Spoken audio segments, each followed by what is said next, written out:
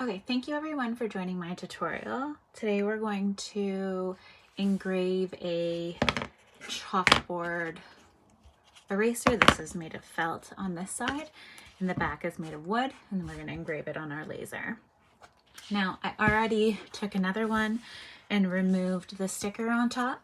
It's not the easiest to get off, unfortunately, but I did remove it. And then I gave the top just nice sanding with a finish sander, so just enough to get any of the sticky residue that was still left on it, and I've sanded that off. So you just take your finish sander and just sand the top. Just helps make it nice and smooth and gets rid of any of that sticky residue. I also went over the sides just to make sure they were nice and smooth as well. Once you've given it a nice little sand, it'll be all ready for the Glowforge. Okay, so for the computer portion, we're going to move over to Silhouette Studio. I have upgraded to Business Edition, but you can use the basic version for free. We're going to go to the Open file. You're going to find the file that you want, double click, and it's going to load it into Silhouette. It's going to zoom in here. I bought this file off Etsy, but I'm going to make some changes to it. So all you have to do is enter the teacher name in here, and they give you the font that they used for the teacher here. I don't love the font, so I'm not going to use that font today. I am going to just delete this because I don't need it. So for the apples and the ruler, I'm going to make those purple because I want to make those settings a little bit darker. Okay, I am then going to highlight all of these and group them together. That way when I move it, it moves as one and I don't have to worry about things getting messed up. I'm going to click on the text box and enter the text of the teacher that we're going to use. I'm gonna highlight that, and then I'm gonna come over here to the right and click on this A, and I'm going to choose this font, Chocolate Candy Cups. I love this font. I think it's super cute, and especially for a teacher. I'm going to make this smaller so that it fits in here. I'm going to just zoom in a little bit more so we have a better view. And I don't want to make it too big because I want there to be a space between the name and the border around it. So I'm going to make that a little bit smaller. Let's see how it looks. I think that's pretty good. You can see now when I modify, I can modify just the name because it's separate. So I want to actually highlight both of these. So now anything I do will be modifying the name and the border of objects around it. I'm going to go here to our alignment tool, and I'm going to align both directions. And you can see it is perfectly centered now, but because this heart comes so much further in on this side than the ruler does on this side, it doesn't look good to me. So I am going to move it over to the left a little, just so that it looks more centered.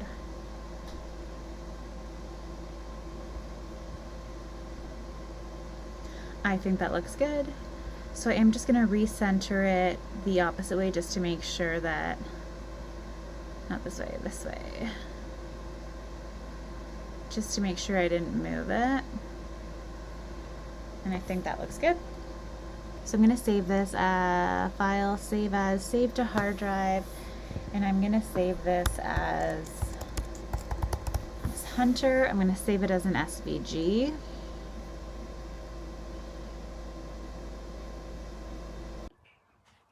Okay, so for this one, we're gonna have to remove the crumb tray because when you measure our chalkboard eraser, it measures about 1.25 inches. And we know that things have to be 0.5 inches or less to go on top of the crumb tray, but they can be up to 2 inches without the crumb tray. So I wanna make my depth under this chalkboard eraser anywhere from 0.25 up until 0.5. So I'm just going to add, I have to add at least 0.25 inches of material to bring it up to 1.5. So I'm going to aim to add about 0.3, 0.4. So I have this just piece of scrap MDF that I use. I put lines across it so it helps me keep things straight when I put it in the machine. But I'm just going to measure 3 pieces of wood here that I have and see. So I'm just going to pop these 3 pieces of wood underneath it, and then we'll be able to go. So I've just put my 3 pieces of scrap wood on the bottom of the Glowforge. I've removed the crumb tray. I just line those pieces up against this lip here just to help keep those straight. So then my lines, I act as like a little bit of a ruler, and you can see I've just placed this in the center of the Glowforge, and I've just lined it up here on one of the lines, and that way it'll be right in the middle of the Glowforge bed. So now when we come over to the Glowforge bed, you can see that our image bed is already updated with our eraser. So we're gonna go to dashboard. We are gonna upload our design.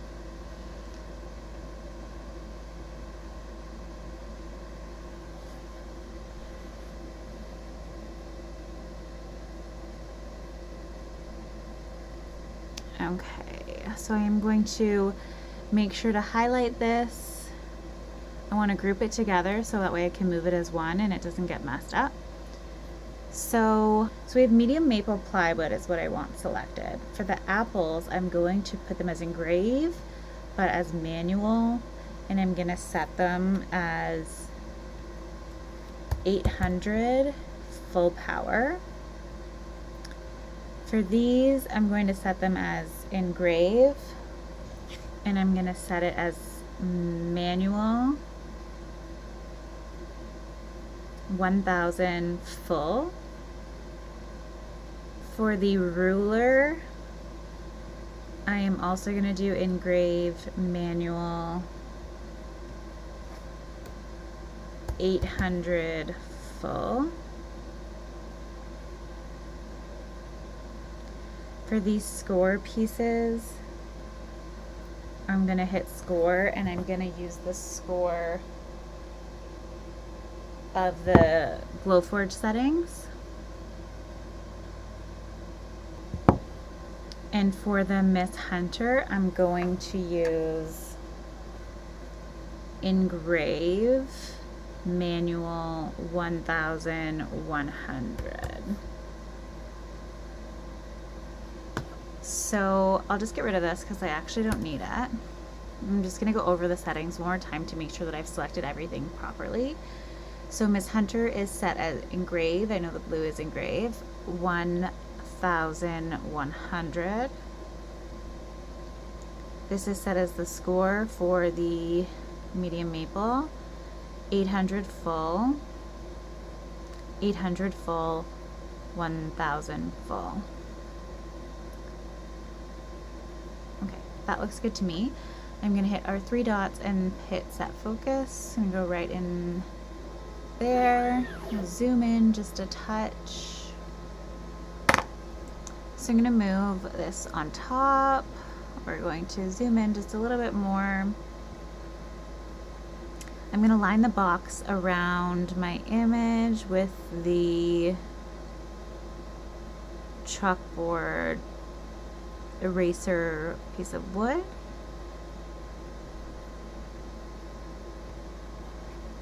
I'm going to make this a tiny bit smaller.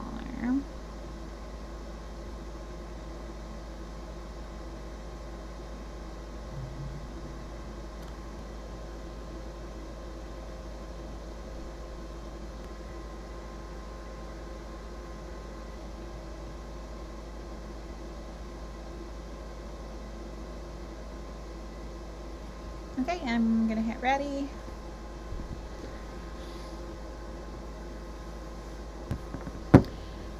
So this is only going to take 10 minutes and 55 seconds. Okay, so this is a different eraser because my last video didn't save, so I'm just going to video in order for you guys. So I set up everything exactly as I did before. I'm just going to hit print.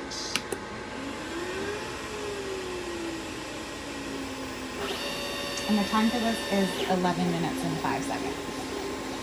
So if you don't want to watch, then you can fast forward, but I want to show it in real time for people that are interested in actually watching the whole process.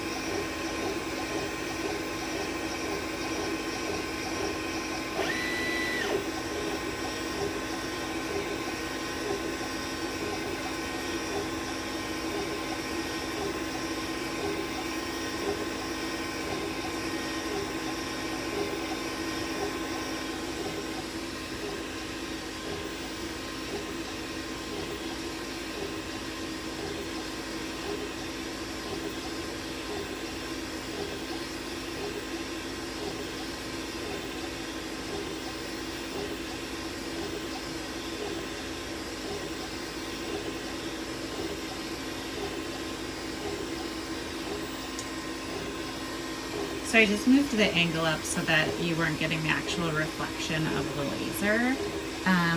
It is important that you wear protective eyewear if you are using a laser, because you don't want to damage your eyes. I have these special laser glasses that I ordered from a laser company. They're laser safety glasses. I got them from Laser Safety Industries. I ordered these from the US and then had to import them and pay customs fees, etc. But these were the best ones I could find, and I figured with how often I'm going to be using my laser that I wanted to be able to protect my eyes. So you definitely don't want to be looking at the light. And it comes in, they came in like a nice package too, where I store them when I'm not using them.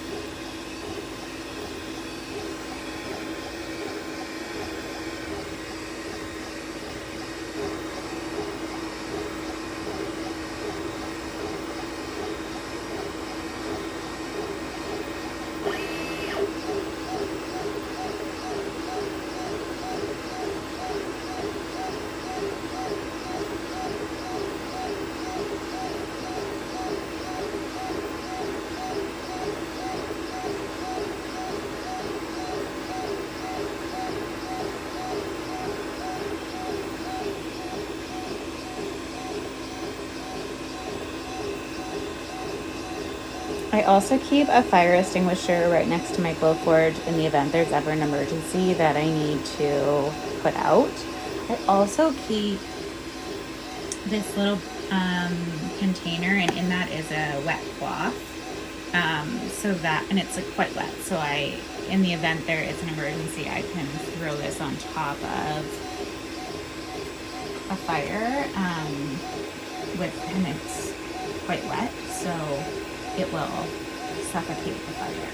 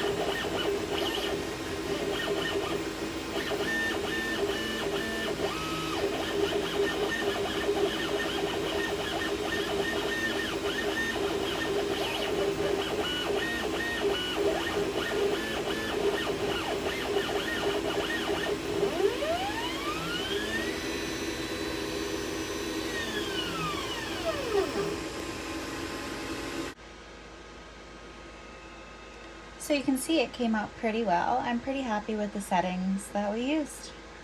Okay guys, so now to print our other piece, I've put the crumb tray back in. I just loaded the machine with a piece of red oak. The red oak I have is quite warped, so I used the push pins to hold it down. So I've just kind of put those all around here just to make my wood nice and flat to the crumb tray. The push pins, they just look like this. And you literally just put them in. Like, see how my material's very sticking up? You literally just put them in and it pulls the material down. So if you have any warped pieces of material, or even if your material is not warped, I still use them. It just helps to get a nice clean cut. Make sure you've cleaned your lenses before cutting if you haven't already. And we are going to cut our little apple painting. So I'll see you over at the computer. It seems that they have set an engrave around the edge, and I don't think that's needed. I think that's a waste of time. So we are gonna have to go into Silhouette and alter it. We're gonna open up the design.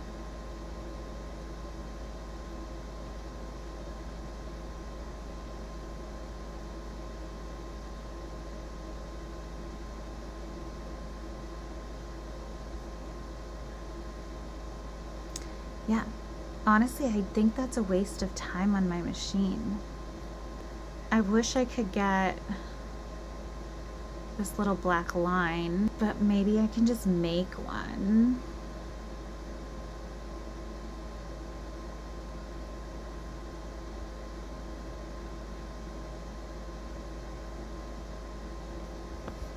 I'm gonna have to zoom in here.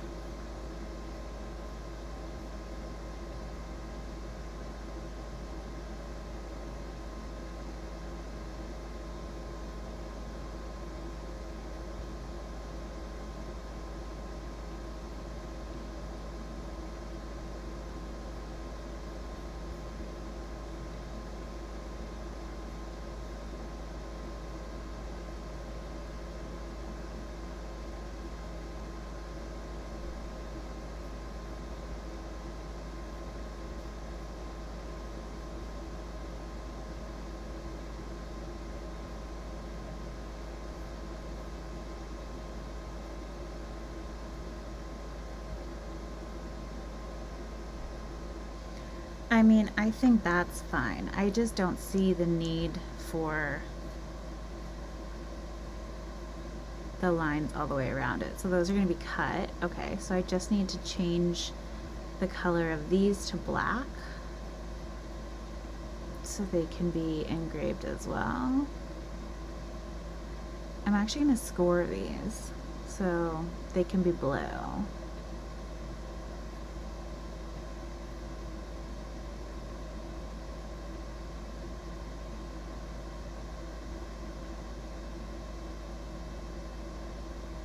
Okay, file.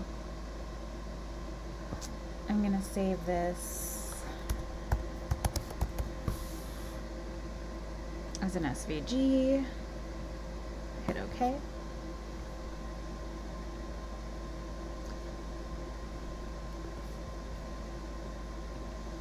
We'll open our new file.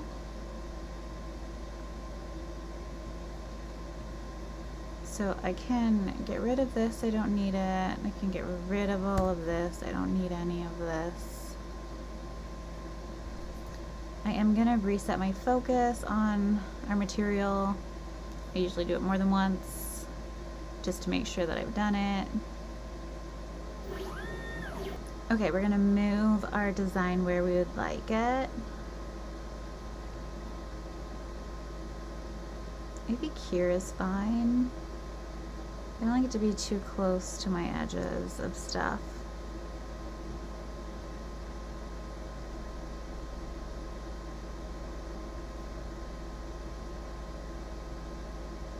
I think here is good.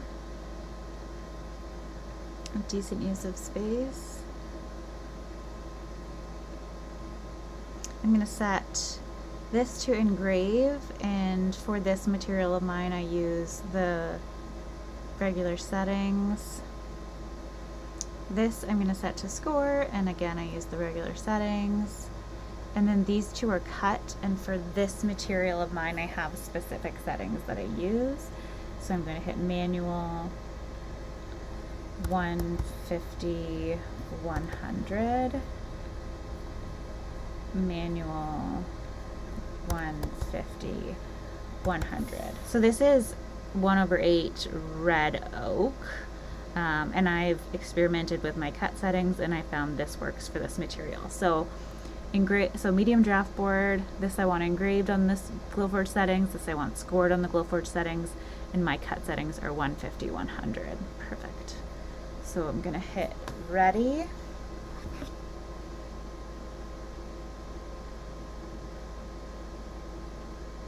It's gonna take 3 minutes, so I'll see you over at the Glowforge. Okay, we're all set. We'll hit our button.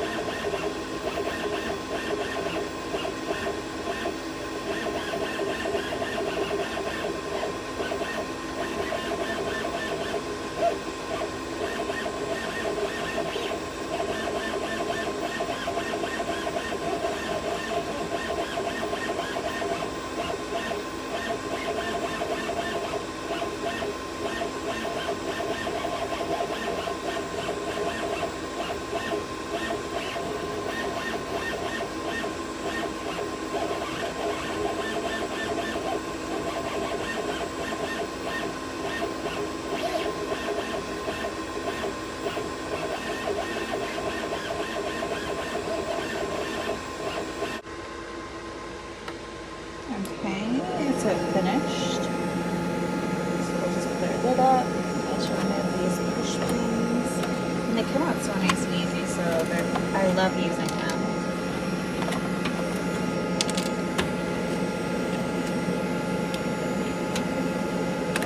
But it's the only way I can cut warped wood. Let's try to just one hand here.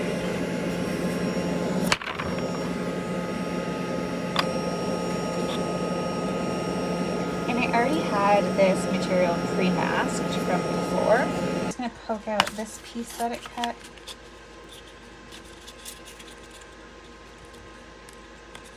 Let me set up the camera so you can get a better view.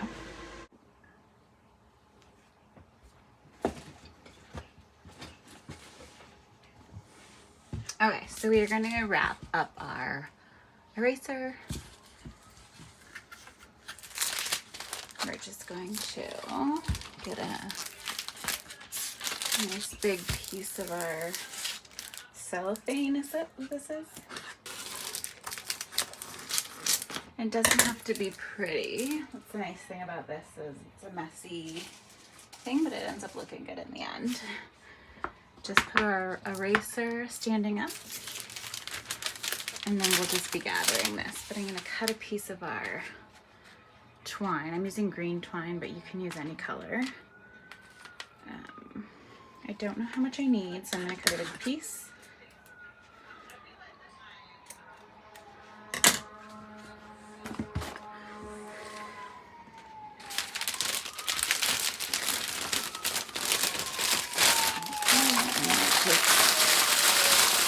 Bunch this all up.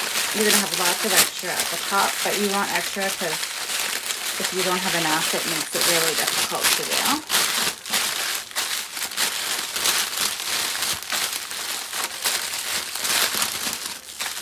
Okay, so we're just gonna have it like that. I'm gonna take my twine. So I'm actually gonna measure the twine so that way I know in the future how much to cut.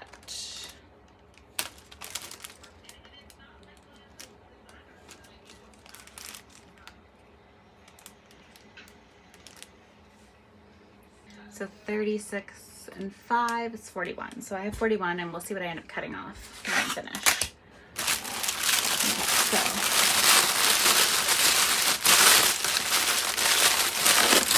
so just gather all of this up. Sorry, I'm leaning in far in my table trying to get this in the camera.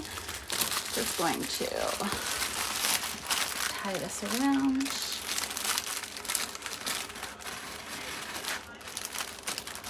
And I'm gonna have lots of extra twine, so I'm not worried about there not being enough. It should be fine. And tie a double knot. You can tie this any way you want. There's no real specific way that you have to tie this. I just did one and I'm doing what works for me. Okay, so I'm tying a double knot, that way that will keep that secure. And I'm going to take my apple tag and I'm going to string it on.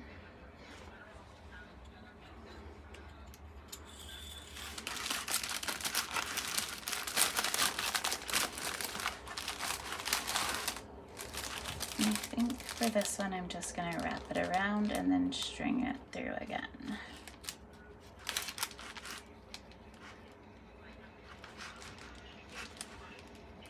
My end is a bit frayed, so it's a little bit annoying to get through, but then that way it kind of wraps here. As you can see, I don't know if you can see, it kind of wraps around that. I kind of like that look. I wrap this around the, oh, sorry, I'm gonna wrap this around the back, and then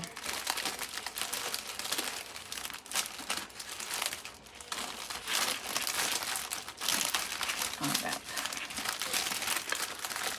around the back, cross it,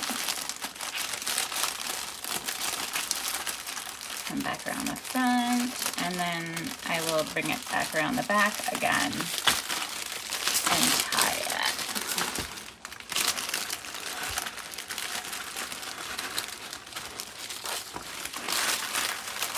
And again, I'll just finish with a double knot.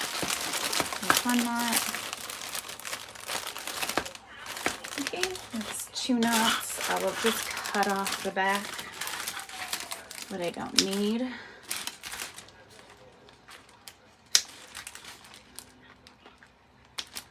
And I will measure these so that way I know for next time what I don't have to. Okay, so this is 9, because 18 times, I should measure it this way to show you. Okay, 9,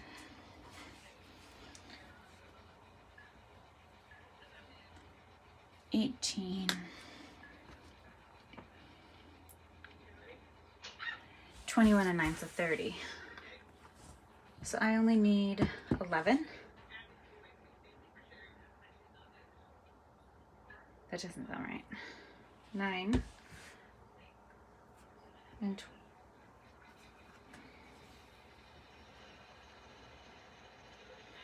18, 21 and 9, that's 30.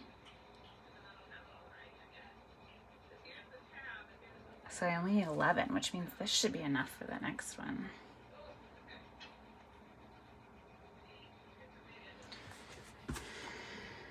Weird. I thought I needed way more than that. Okay, anyways. And then you can see you have all of this extra cellophane, and you're just gonna cut it.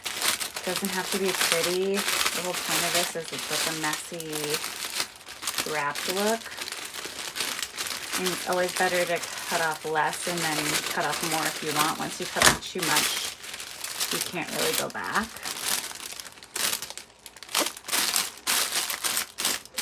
So like you can see, I have this piece sticking up, so I'm just gonna cut it. Have this piece sticking up, I'm gonna cut it. I think the side needs a little trim.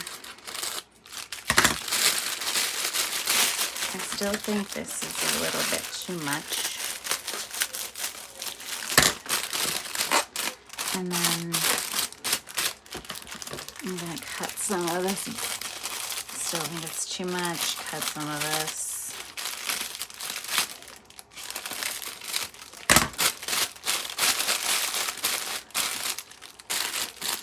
And like obviously like something, if it looks like jagged like that, I'll just fix it.